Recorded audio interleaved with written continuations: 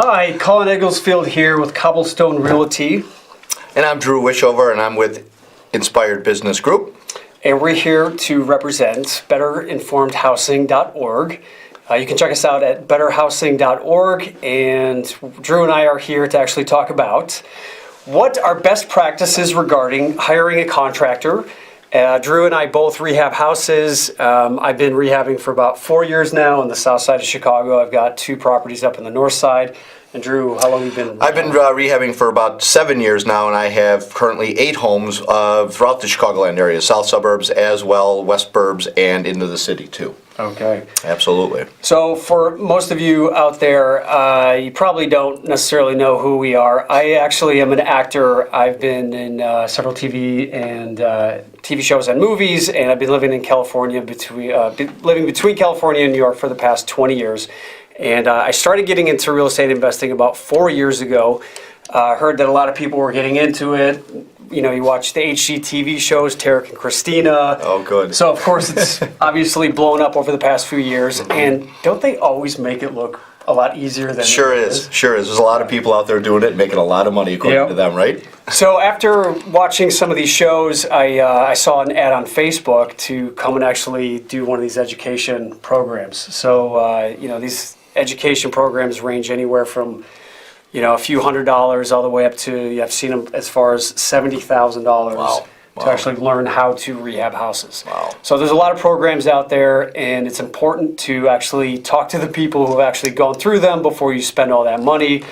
I kind of went in middle of the road knowing that I wanted to dive in and make sure I was getting, being mentored by people who had the experience.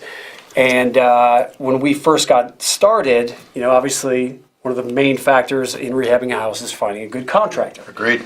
So what we did was we started to talk to some of the real estate agents in the area that we wanted to rehab in. And when we started looking in Chicago, we realized that the South Side had a lot of really great opportunity. And we started talking to some real estate agents who were active in that area. Mm-hmm. And we got recommended to us a contractor who helped us with our first 2 projects, but on the second one, it just seemed to be taking a long time. And usually down in the south side, you can rehab a house in about three months' time. Yeah. We were going on month 4 and then month 5, and he just kept asking for more money. And finally, we had a second contractor go in there and take a look at what was going on because it just didn't seem to add up. And what turned out to be happening was he just wasn't hiring the subcontractors that knew what they were doing. The job, right? So we had to fire him and have this new contractor come in and redo a lot of the work that the first contractor did. Cost us a lot of money. Mm-hmm. And I've talked to a lot of real estate investors, and I think pretty much everyone out there has had that kind of nightmare experience.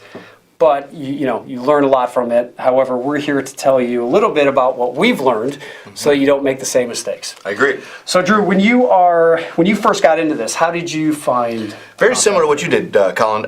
Kind of did some exploration with those realtors, and simply said, I think the success that we had was done through contacting the realtors who have already sold homes that have been remodeled, and then finding those rehab teams, those construction companies, those general contractors who were part of that rebuild, and then interviewing them, and then going to see their product and going to see their property and speaking with the realtors to see how long this process took. So I think it was just a little bit of our own due diligence. I'm not going to say that was easy. I'm not going to say that didn't take several contractors that you had to meet. And really the truth is you've really got to feel a connection with them, because there are a lot of them out there. And you can't be married to just one group or one set, because as soon as you do, you get comfortable and they get comfortable, and that's when problems start to happen. So, but like you, it was all done through the process of meeting with the realtors and finding projects that were already done that were appealing, and they sold in a short period of time.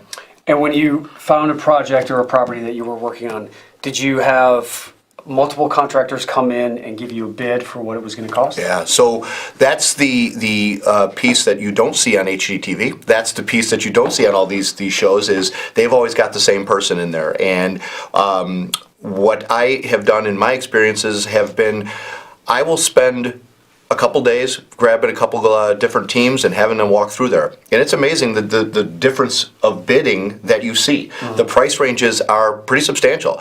And I'm not saying that it's always best to go with the lowest, because Right. that doesn't necessarily equate to what you want them to do. So the best answer to that is comfortability, and really the promises that they make in holding them to them.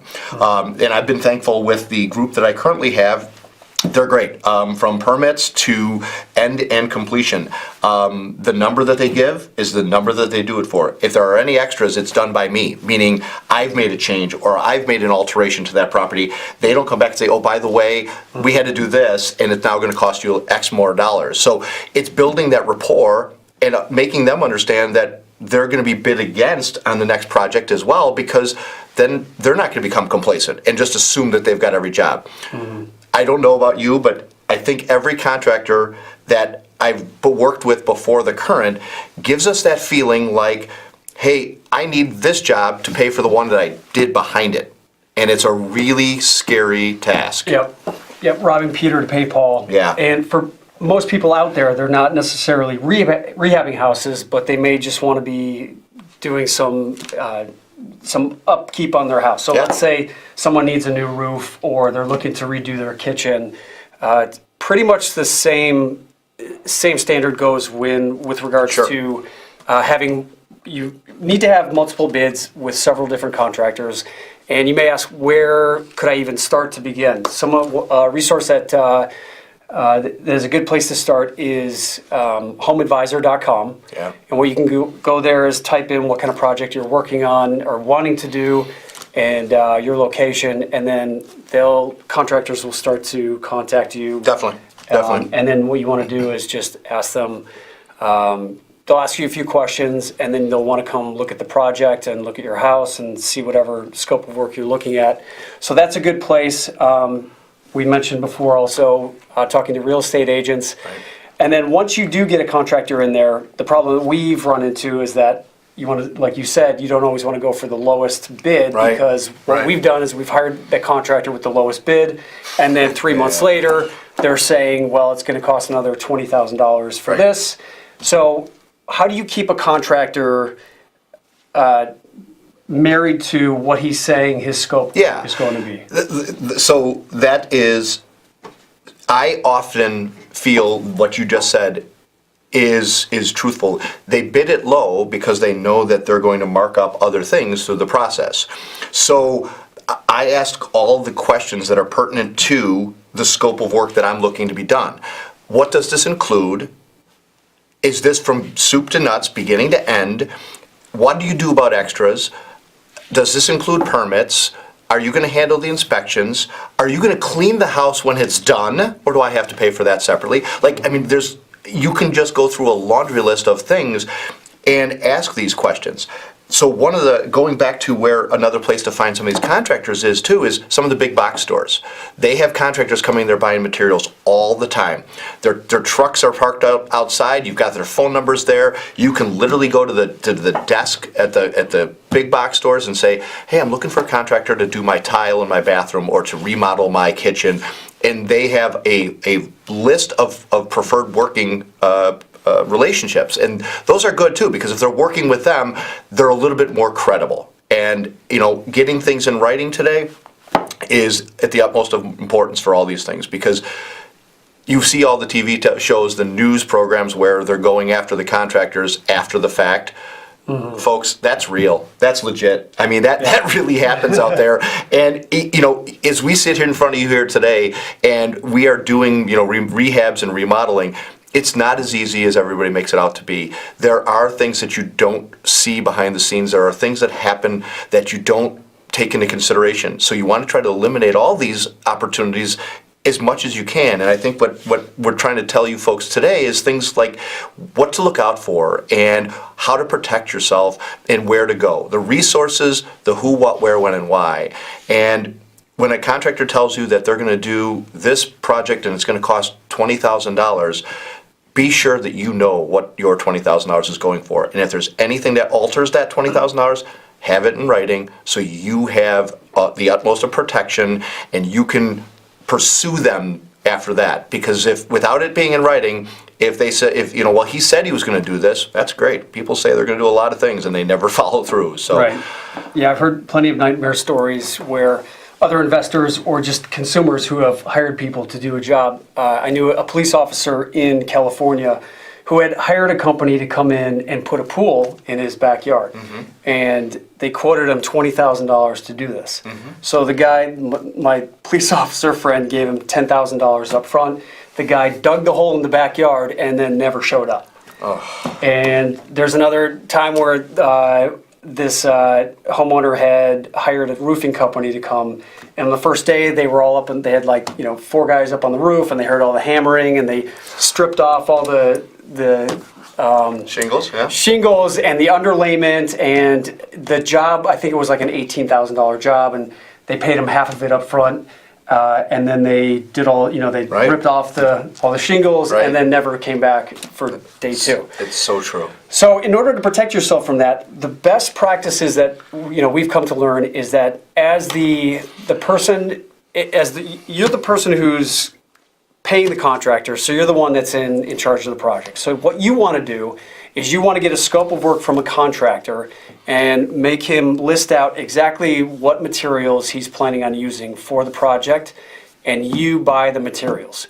You have the materials delivered to wherever it is that you're having the project done. That means you own the materials, and then he'll give you a scope of work of what it's going to cost for the labor.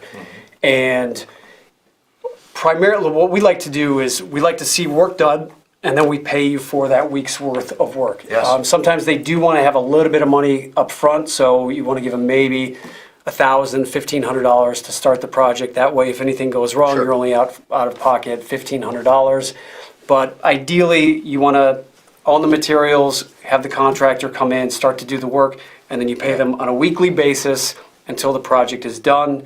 And then what you also want to do is make sure that you have the contractor sign a lien waiver once the project is done. Right. And that way, there's no recourse for him to come back and put a lien on your house for work that he claims that, let's say, he's saying that you owe him an additional $5,000 or $10,000. You want to make sure that you get the lien waiver signed at the end of the project. Have you ever had any problems with liens? Thankfully, no. But speaking to Colin's point there, a mechanic's lien is nothing more than that. It is literally one of the contractors reporting that they were not paid for work done in your house. So what they do is they can formalize a lien, record it against your property, and now your property is encumbered. It's no longer free and clear, with the exception of your own mortgage. So this really muddies up the title, and this is a topic for another day, but there are protections in place for you in doing these processes. What Colin spoke of earlier, the form that we typically use is the contractor statement that he was specifying and talking about was you will line item everything out on that as to plumbing, what it is, carpentry, what it is.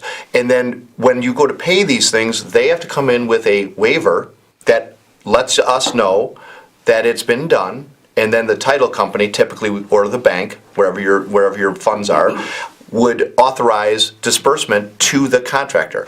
Not until that waiver's filled out completely and somebody's inspected the work to be done on the property. So it really does help the whole process in keeping it on time, keeping it on a schedule, keeping the monies from getting out of hand.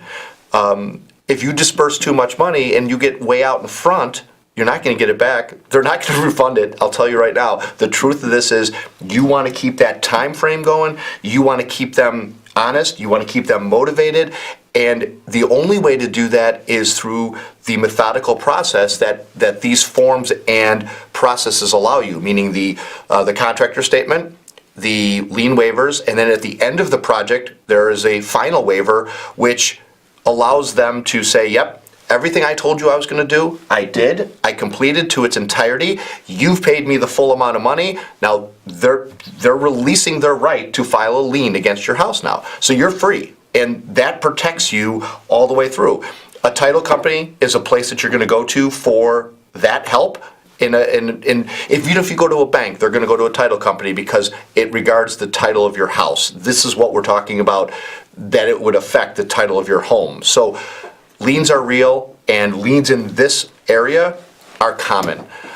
So these points that we're talking about are something that are very interesting, and I think that people can call in if you guys had any questions by using the phone number on the bottom of the screen, Better Informed Housing, the 312-738-1060. So if you guys have any questions about this, we're certainly here to take any of those calls as we continue to move through this ever so long process, but it's fun. I mean, it's truly fun. We both wouldn't be doing it if we didn't love it, Yeah. but there are things that happen, and unfortunately, in a 25-minute television show, you don't get to see those. The crises that you see after a commercial break, they're resolved. It's amazing. Yeah, 2-minute commercial break is resolved. So it's interesting you say that about using a title company to control the payment to the Absolutely. contractor, because that's something that I just haven't done. I'm absolutely going to start looking into that. Because you own a title company. Indeed. What are the charges associated with doing that? Because if someone is just having their cabinets redone in their kitchen and it may only be a $5,000 Sure. project, is it worth it to hire a title company for that kind of a project? I guess it depends on your comfortability. Typically what we do as a title company is the bigger projects, new construction, some of the bigger remodels, rehabs, like all of my rehabs, my team puts it through the title company because I want that protection. And what we're doing is we're insuring each payout, meaning we hold your money, you deposit that money in escrow with the title company, so that $50,000 rehab project gets deposited in our title company, so we hold that money. And for a fee, like $100 and $150 a draw, we will pay out all of your contractors without you even thinking about it. You've deposited the money, and typically what will happen is, depending again on the size of the project, the monies can be deposited by the investor or the bank in a methodically draw way too, where if you're going to say, I'm going to pay 5 times, I'll put $10,000 in to equal that $50,000. This way, it's okay, you can kind of portion the money in your own way. But we'll still facilitate the whole process.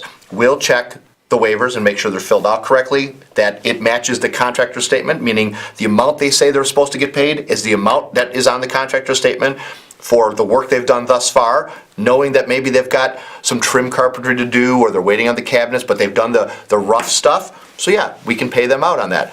It's done, it's done as an owner or as an investor, and then the title company takes the responsibility that, yep, we did these things, we paid them out, so now if there's any kind of an issue, the title company is protecting you, the investor or the homeowner, against any kind of liens being made. So in addition to the draw fee of $100 to $150, is there a charge just to even set up the escrow? Yes, so there's an escrow fee, which again, it depends on the size of the project, because as title companies go, they have to, if they're holding somebody else's money, that's really the definition of escrow.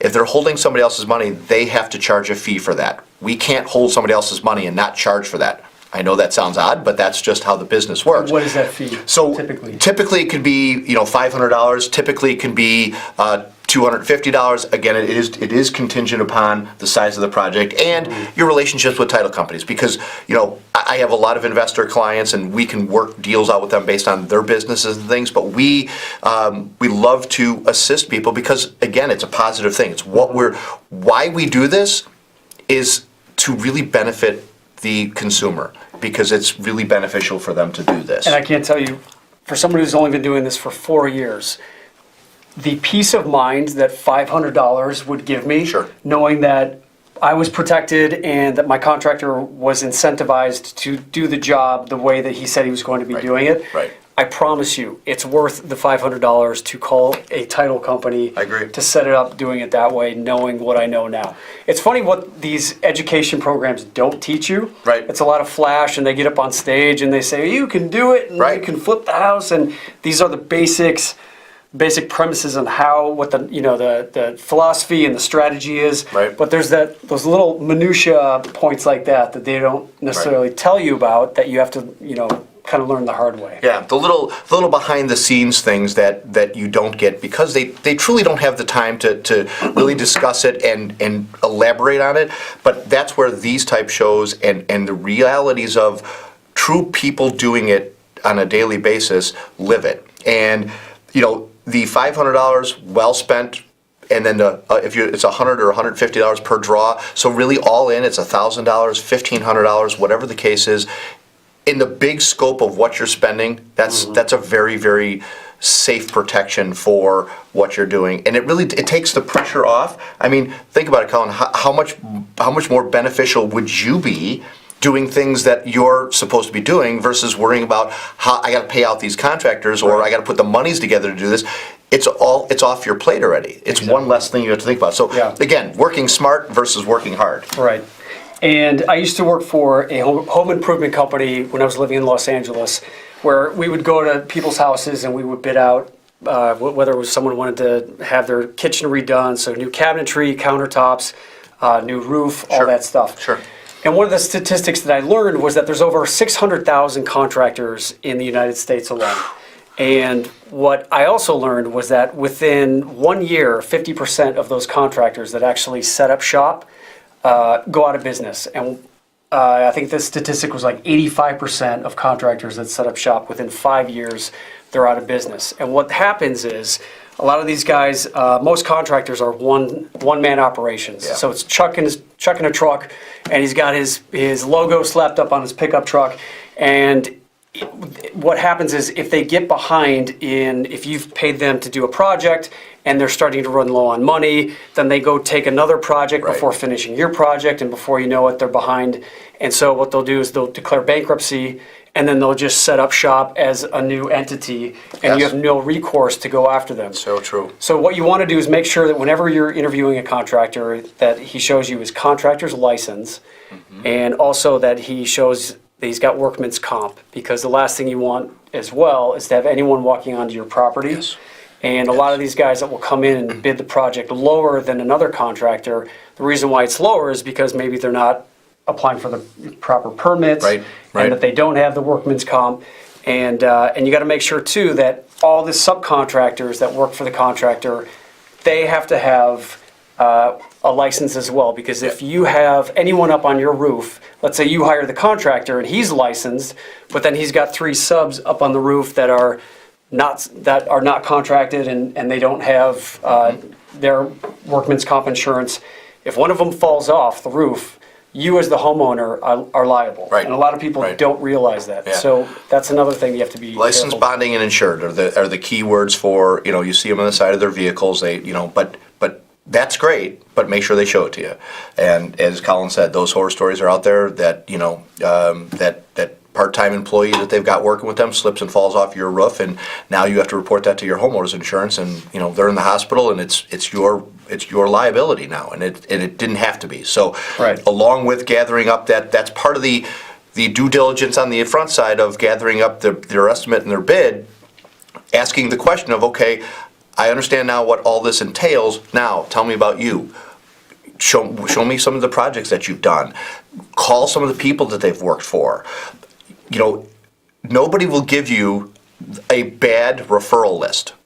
Why would they, right? So, go out on your own and read some of everybody's online right now. Everybody's posting goods and bads. So give yourself that opportunity to take and spend that time, because this is your home. And the goal and safety of your home is very important, and protecting that is what you want to do. And we as builders, contractors, investors, we want to keep that same feeling for you throughout our project and our process. We don't want you to feel uncomfortable, and if we're doing these projects, our name is on them doing them. So we don't want to certainly take any risks, because I don't want the next job that I do to be the last job that I do. Exactly. And that's truthfully how we feel. Exactly. So thank you for joining us tonight. If you want to find out anything more about contracting and better about low-income housing and how you can get involved as well, you can go to our website, betterinformed.org. I'm Colin Egglesfield with Cobblestone Realty. I'm Drew Wischhover with Inspired Business Group today. And thank you for watching.